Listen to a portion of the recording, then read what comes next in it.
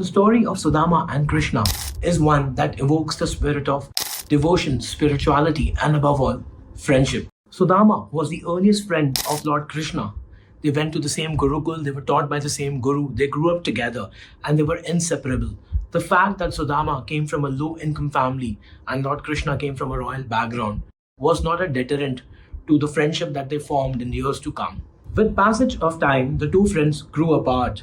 Krishna went on to become the ruler of Dwarka, the king of Dwarka, while Sudama opted for the way of Brahmin life. It is a lesser known fact that to save Krishna from a curse of poverty, Sudama had taken the curse upon himself.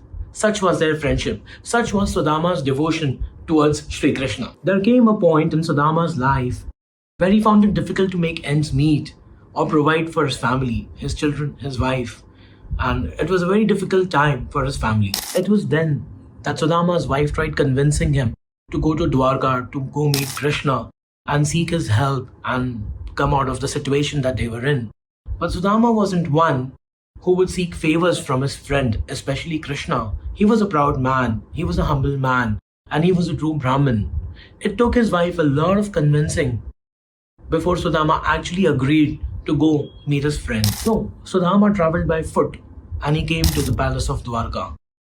It was there that he was intercepted by the gatekeepers who were not ready to believe that a man in such kind of a state, in such pathetic condition, and the kind of clothes that he was wearing, the fact that his feet was bleeding, and the tattered appearance that he was in, that he could be a friend of Lord Krishna.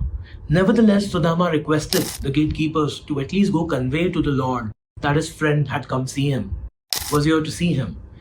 And after a while, the guards relented. It was only after a while that the guards relented and they informed Krishna that a man by the name of Sudama was at the gate claiming to be his friend and was here to come see him. Upon hearing this, Krishna left everything that he was doing and he came running to meet his friend who was waiting at the gates of Dwarka for him. Krishna hugged him with joy, and to the surprise of the gatekeepers, it turned out to be true that Sudama indeed was a friend of the Lord himself. Krishna took him inside. He made him sit on his own throne. That is the kind of love that Krishna showered him with. He showered him with flowers. He made him sit on his throne, and then seeing his bleeding feet, he washed his feet with his own hands. Sudama was amazed, overjoyed, and also overwhelmed at the reception that he received at the hands of Krishna. He did not know how to respond. Tears flew down his cheeks. Sudama's wife had borrowed some rice from her neighbors, cooked it and given it to Sudama so that he could offer it to the Lord to please him. And seeing the reception that he got, Sudama was sincerely embarrassed, really embarrassed to be even able to offer that food to the Lord. But Krishna sensed that Sudama was carrying something. He asked him, "What's Babi sent for me?" And it was only then that Sudama offered him the rice. Not only did Krishna accept it graciously, but he also shared it with his wife Rukmini. Soon, it was time for Sudama to leave and go back to his family. Throughout the time that he spent with Lord Krishna, he could not bring himself to tell Krishna the real reason for his visit. Though Krishna kept probing him and asking him, but Sudama just could not bring himself to sharing the actual reason with him. And soon he took leave of Krishna and left from the palace of Dwarka, just happy at the fact that he was a friend of Lord Krishna, and even happier that Lord Krishna considered Sudama, the poor Brahmin that he was, a friend of his own in return.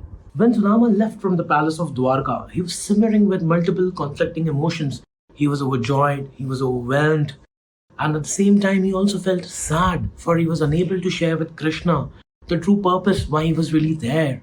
And for that, he felt responsible for the condition or for the plight of his family. Now, this is where the magic really takes place. When Sudama reached home, he was unable to find his hut. He was unable to find his residence.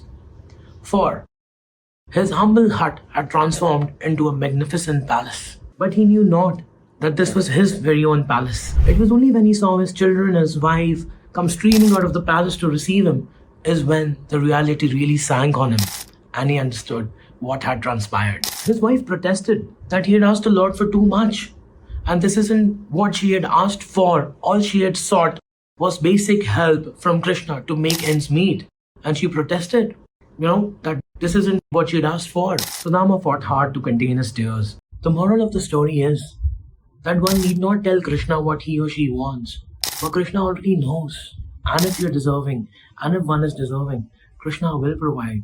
Krishna will always provide for his true devotees. And that is the magic of Krishna consciousness. That is the magic of being friends with Krishna. If you have to have true friends, no further than Krishna himself.